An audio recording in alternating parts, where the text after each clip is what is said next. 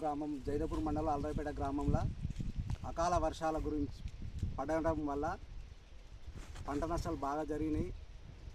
ఈ భారతీయ కిసాన్ సంఘ్ మండల అధ్యక్షునిగా మాట్లాడుతాను. గత గవర్నమెంట్ కూడా ఇదివరకు ఎన్నిసార్లు వర్షాలు పడి అకాల వర్షాలు పడ్డా కానీ నష్టపరిహారం ఏమీ ఇవ్వలేదు. ఇదే విధంగా ఇప్పుడు ఒకసారి పోయిన సంవత్సరం ఒకసారి పంటలు ఖరాబ్ అయ్యాయని చెప్పినాము. అప్పుడు ఏదో కొంత రాసిన వాళ్ళకి వచ్చినాయి పంటలు ఖరాబ్ అయిన వరకు. ఇప్పుడు కూడా నష్టపోయిన వారికి అందరికీ ఒక ఎకరానికి 40,000 చొప్పున గవర్నమెంట్ అందరికీ ఇవ్వాలని, రైతులను ఆదుకుంటేనే బాగుంటుందని అందరికీ మనవి చేస్తున్నాము. ఇది తీరని లోటు, రైతు వెన్నుముక అంటారు. అది ఏదైనా పరిస్థితి నోట్లోకి వచ్చిన అన్నాన్ని ఖరాబ్ చేసినట్టు అయిపోతుంది మా పరిస్థితి. అకాల వర్షాలు, రాళ్ళు పడటము కానీ, గాలులు, ఈదురుగాలు, ప్రతి ఒక్కటి అన్ని విధాల సమస్యలు ఉన్నాయి.